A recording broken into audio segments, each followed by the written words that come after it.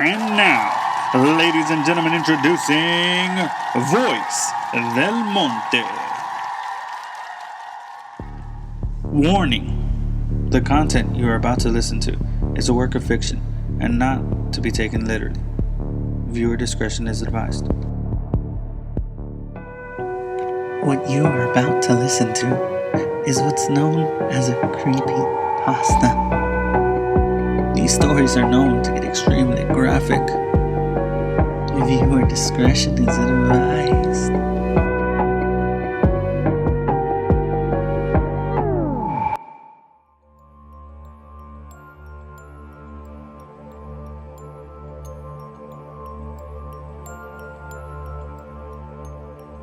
In the fall of 1987, local news channel WSB-TV2 of Atlanta, Georgia, was attempting to fill a scheduling gap in their Sunday morning lineup. After a few solicitations by local business owners, they decided to allow the young Reverend Marley Sachs to take the available hour block to do a religiously themed show. It premiered October 18th with little promotion.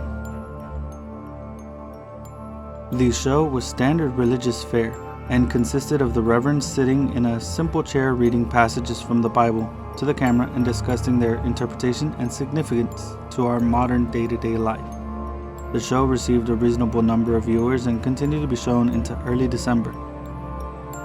It was then that the studio began to receive extremely strange complaints from viewers of Words of the Light with Reverend Marley Sachs. The calls were from women, and women only, who vaguely referred to uncomfortable feelings they had at very specific intervals during the programs. They described feelings of nausea, back pain, dizziness, and blurred vision. These callers, for no discernible reason, were convinced that it was the viewing of this program that was causing these symptoms. It was later determined after 3 weeks of complaints that these feelings were happening at roughly 12-minute intervals during the course of the program. The small studio staff checked all recording equipment, both audio and video, and found nothing faulty.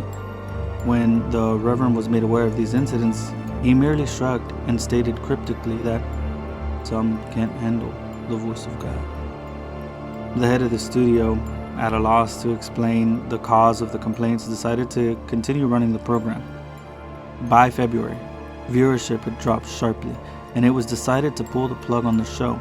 The studio had figured that it would be more prudent to spend as much time as possible on the news stories that had the other two local news networks abuzz.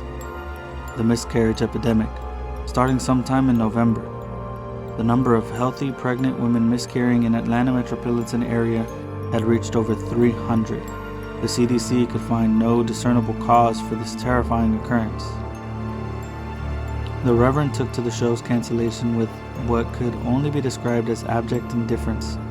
When informed, he made no protest, merely nodded, almost knowingly. He left the studio after the last episode was filmed without so much as a word and dropped off the face of the earth. No one ever heard from him again, not his former congregation or any other member of the church. The studio moved on, filling the slot with an informational, and continued to concentrate on the miscarriage story.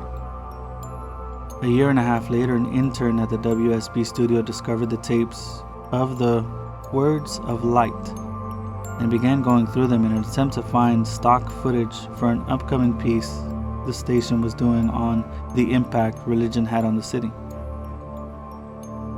The Atlanta incident, as the miscarriage epidemic became known in medical journals, petered out 3 months after the studio canceled Reverend Sachs' show and had already begun to fade from the public's conscience. As the intern went through the tapes, he accidentally made a disturbing discovery about the footage. While attempting to stop one recording at 10 minutes and 45 seconds, he mistakenly jammed the fast forward button down. While the footage whizzed by, he attempted to pry the button with a screwdriver. Just as he succeeded, the tape stopped at 32 minutes and 1 second. The intern actually fell out of his chair when he looked up at what was frozen on the screen. The image of a badly decomposed severed head filling the entire frame. After he had collected himself, he moved the film back a few frames, then forward, and realized that his mind was not playing tricks on him. He began to go through the rest of the recording and soon discovered that at exactly 12-minute intervals, the image would appear for one frame.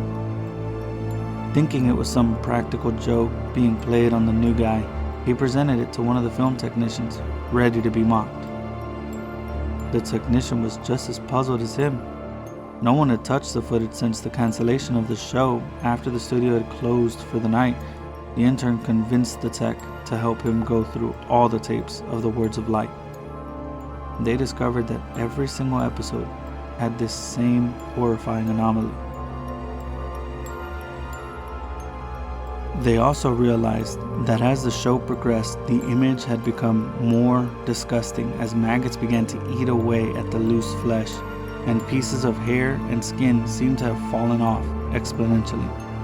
The tech made clear to the intern that what they were seeing was technically impossible, since the film itself showed absolutely no sign of splicing, and he himself had been at every filming of the show and knew of no time when this image could have been inserted into the frame. All of this was presented to the studio head, who, fearing some kind of backlash over allowing this to get on air, ordered all the tapes destroyed. He told the intern and the tech that he had no interest in knowing who did it at this point, only that covering their collective asses is all that's important now. He demanded that they mention this to no one. The tech easily moved on, remembering the incident as a darkly funny personal anecdote, but the intern wouldn't let it go. He made copies of as many tapes as he could before they were wiped, and took them to see if he could find anything else in them that might point to who did this or why they would. A week later, he attempted to rope the tech into helping him again, saying that he believed he had discovered something even more disturbing than the images themselves. When the single frames were edited together in chronological order, the head's mouth appeared to be moving as if trying to form words. The tech, fearing for his job, told him to get rid of the copies and to not talk about it again. A week later, police responded to a 911 call made by an elderly woman in one of the Atlanta suburbs at dusk.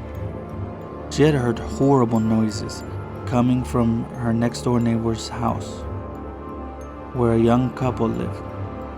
She told the emergency responders that the wife was pregnant and that she was terrified that something had happened. When the officers arrived on the scene 20 minutes later, they found no lights on in the windows and the front door ajar.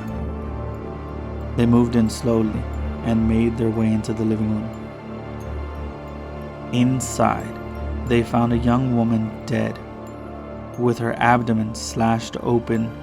The wound was jagged and a trail of blood led from her body to the couch on the far end of the room.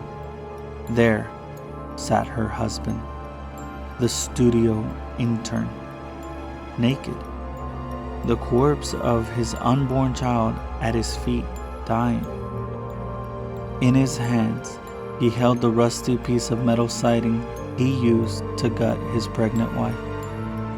The television was on and playing an 18-second loop of a silent footage of a decomposing head mouthing some unintelligible words. The story at the police precinct to this day goes that the intern kept saying under his breath over and over again as they led him away, "The light of God calls them."